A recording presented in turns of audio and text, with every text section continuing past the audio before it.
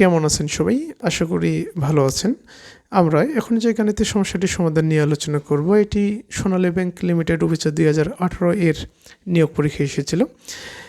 এই গাণিতিক সমস্যাটির সমাধান আমরা দুইভাবে সমাধান করব। প্রথমে ভ্যানচিত্র পদ্ধতিতে, পরবর্তীতে অন্য আরেকটি পদ্ধতিতে। তো আজকের এই ক্লাসটি যদি আপনারা মনোযোগ সহকারে দেখেন এবং বুঝতে পারেন, তাহলে আশা করি এই রিলেটেড গাণিতিক সমস্যার সমাধান করতে আপনাদের আর কখনো সমস্যায় পড়তে হবে না। তাই ক্লাসটি অবশ্যই শুরু থেকে শেষ পর্যন্ত দেখবেন। এখানে কি বলছে যে in a class of 78 students, বলছে কি 78 জন ছাত্রছাত্রীর একটি ক্লাসে 41 আর টেকিং ফ্রেন্ডস, অর্থাৎ 41 জন ফ্রেন্স কোর্সে অংশগ্রহণ করে। 22 আর টেকিং জার্মান, বলছে 22 জন জার্মান কোর্সে অংশগ্রহণ করে। Of the students taking French or German, বলছে কি যে সকল স্টুডেন্ট ফ্রেন্স এবং জার্মান কোর্সে অংশগ্রহণ করে তাদের মধ্যে 9 আর টেকিং বোথ কোর্সেস, বলছে এই তাদের মধ্যে যারা জার্মান এবং ফ্রেন্স কোর্সে অংশগ্রহণ করে তাদের মধ্যে 9 জন উভয় কোর্সেই, অর্থাৎ ফ্রেন্স এবং জার্মান উভয় কোর্সেই অংশগ্রহণ করে। How many students are not enrolled in either courses, বলছে হাউ মেনি স্টুডেন্টস কতগুলো স্টুডেন্ট কোনো কোর্সেই অংশগ্রহণ করে না। এই যে are not enrolled in either courses, কোনো কোর্সেই কতগুলো স্টুডেন্ট অংশগ্রহণ করে না সেটা আমাদেরকে নির্ণয় করতে হবে। এটা আমরা এই যে এখানে যে তথ্যগুলো দেওয়া রয়েছে এগুলোকে যেহেতু আমরা প্রথমে ভ্যানচিত্র পদ্ধতিতে সমাধান করব, তাহলে এই তথ্যগুলোকে আমরা কি করি, প্রথমে ভ্যানচিত্রের মাধ্যমে প্রকাশ করি। কতজন স্টুডেন্ট? 78 স্টুডেন্টস। এই 78 স্টুডেন্টসকে এই যে আয়তক্ষেত্র, এই যে জ্যামিতিক একটি চিত্র, এটির সাহায্যে প্রকাশ করতেছে। তাহলে এই চিত্র দিয়ে বোঝানো হচ্ছে এখানে ক্লাসে যে টোটাল স্টুডেন্ট 78, এই 78কে বোঝানো হচ্ছে এই চিত্র দিয়ে। তাহলে টোটাল স্টুডেন্টস, এখানে নাম্বার অফ স্টুডেন্টস হচ্ছে কত? 78। এখন বলছে 41 টেকিং ফ্রেন্ডস, বলছে 41 জন, এই যে 78 জন স্টুডেন্ট রয়েছে তাদের মধ্যে 41 জন কি করে, এটা 41 স্টুডেন্টস ফ্রেন্স কোর্স অংশগ্রহণ করে। তাহলে এই যে সার্কেল, এই সার্কেলটি দিয়ে প্রকাশ করা হচ্ছে সে সকল স্টুডেন্টকে যারা ফ্রেন্স কোর্সে অংশগ্রহণ করে। তাহলে number of students who are taking French course is 41, ঠিক আছে? যারা ফ্রেন্স কোর্সে অংশগ্রহণ করে তাদের সংখ্যা হচ্ছে কি 41। এবং বলছে জার্মান, এই যে জার্মান কোর্সে অংশগ্রহণ করে তাদের সংখ্যা হচ্ছে কত? 22 জন।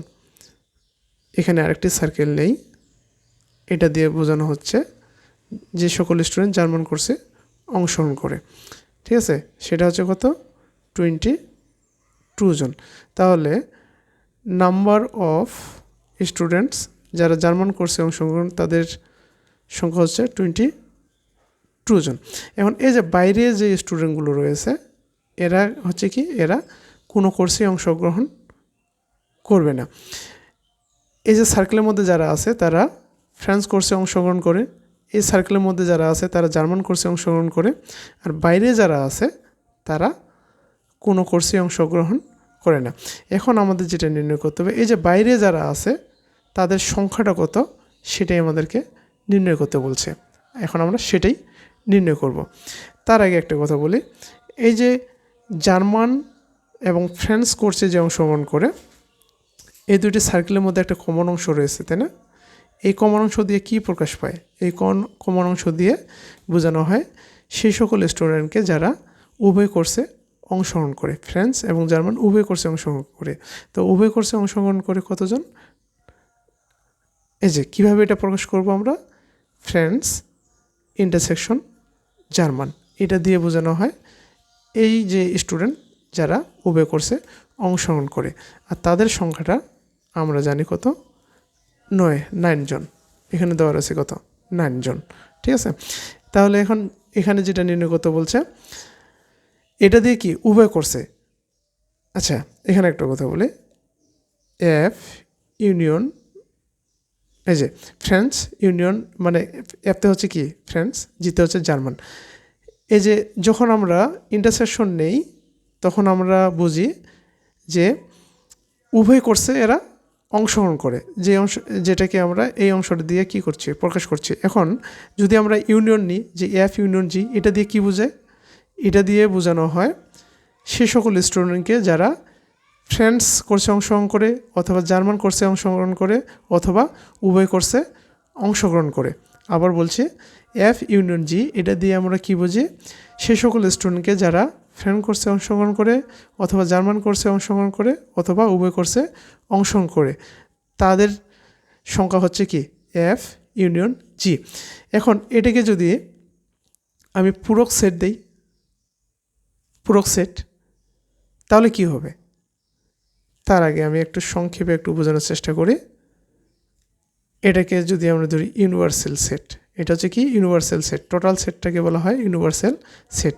তো এর ভিতরে একটি সেট যদি আমরা এ নেই, তাহলে এ পূরক অর্থ হচ্ছে কি?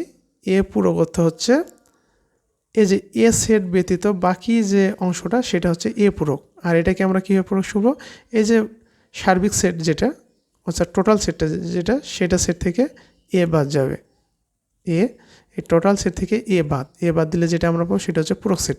তাহলে এখানে দেখেন এফ ইউনিয়ন জি এর পূরক অর্থ হচ্ছে কি?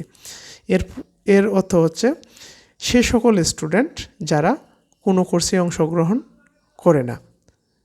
আবার বলছি এফ ইউনিয়ন জি,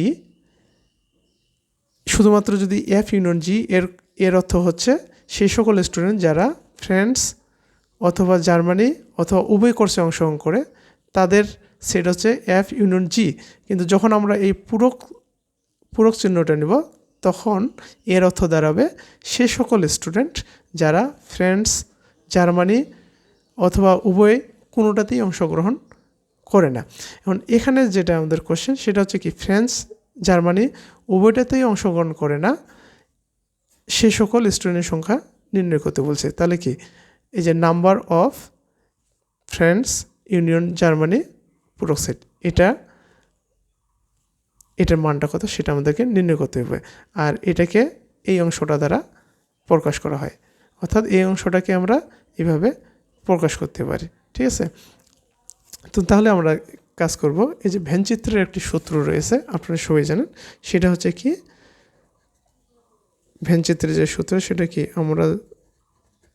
আমরা জানি number of F union G সমান কি number of F plus number of G minus number of F intersection G. এখন আমরা মানগুলো বসিয়ে দিই। নাম্বার অফ এফ বলতে হচ্ছে কি 41 প্লাস নাম্বার অফ জি বলতে হচ্ছে কি 22 আর নাম্বার অফ এফ ইন্টারসেকশন জি মানে এর মান হচ্ছে কত 9। তাহলে যোগ করি কত হচ্ছে 3 4 2 6, 6 থেকে 9 বাদ দিলে কত হয় 9 আছে 13 নাগাল কত 4, হ্যাঁ হাতে গেলো 1 54। এটা হচ্ছে কি সে সকল স্টুডেন্টের সংখ্যা যারা ফ্রান্স অথবা জার্মানি অথবা উভয় ভাষায় না উভয় কোর্সেই অংশগ্রহণ করে, তাদের সংখ্যা হচ্ছে কত 54 জন। আবার বলছি যারা ফ্রেঞ্চ অথবা জার্মানি অথবা উভয় কোর্সেই অংশগ্রহণ করে তাদের সংখ্যা হচ্ছে 54 জন। এখন তাহলে কোনো কোর্সেই অংশগ্রহণ করে না, তাহলে তাদের সংখ্যাটা কী হবে? তাহলে আমাদের কি করতে হবে? এই যে এটার মান নির্ণয় করতে হবে এফ ইউনিয়ন জি পূরক। ঠিক আছে, তাহলে এটার যে মানটা হবে সেটা হচ্ছে কি নাম্বার অফ স্টুডেন্টস, এই যে নাম্বার অফ স্টুডেন্টস এই যে টোটাল থেকে, এই টোটালটা থেকে যদি আমরা যারা যে সকল স্টুডেন্ট যে কোনো কোর্সে অংশগ্রহণ করে তাদের সংখ্যাটা যদি বাদ দিই, তাহলে কি আমরা এই যে বাইরের অংশ যারা কোনো কোর্সে অংশগ্রহণ করে না তাদেরটা পাবো। এটাই এই যে এখানে যেটা বলা হয়েছে যে সার্বিক সেট থেকে ওই সেটটা বাদ দিলে যেটা আমরা পাবো সেটা হচ্ছে কি যেই সেট বাদ দিচ্ছি তার পূরক সেট। তাহলে এখানে এই পূরক সেটের মানটা আমরা কী করবো টোটালটা থেকে অর্থাৎ সার্বিক সেট থেকে এই অংশটা আমরা বাদ দেবো। এটা হচ্ছে কি এটা হচ্ছে কিন্তু এই অংশ এই তিন অংশ মিলে এই তিন অংশ এটা এই তিন অংশ মিলে হচ্ছে কোনটা নাম্বার অফ এফ ইউনিয়ন জি এটা। ঠিক আছে, এটা এই তিন অংশ মিলে হচ্ছে নাম্বার অফ এফ ইউনিয়ন জি। হ্যাঁ, তাহলে এই যে সার্বিক অর্থাৎ টোটাল সেট থেকে যদি এই অংশটা বাদ দিই তাহলে এটা হচ্ছে কি বাকি সেটটা। আর বাকি সেটটাকে আমরা কীভাবে এই বাকি যে স্টুডেন্টগুলোকে তাদেরকে আমরা কীভাবে প্রকাশ করতে পারি এভাবে, হ্যাঁ, নাম্বার অফ এফ ইউনিয়ন জি এর পূরক। তাহলে এখান থেকে আমরা কি নাম্বার অফ এফ ইউনিয়ন জি এটা কী হবে বিয়োগ হবে। তাহলে টোটাল স্টুডেন্ট সংখ্যা এখানে কত 78 আর এটার মান হচ্ছে 54। তাহলে বিয়োগ করি, বিয়োগ করলে কত হয় 8 থেকে 4 বাদ দিলে কত হয় 4, হ্যাঁ, আর 7 থেকে 5 বাদ দিলে হয় 2। তাহলে অ্যান্সার হচ্ছে কি 24। অর্থাৎ এই যে 24 জন স্টুডেন্ট কোনো কোর্সে অংশগ্রহণ করে না। এখানে অপশন হচ্ছে সি, অ্যান্সার হচ্ছে 24।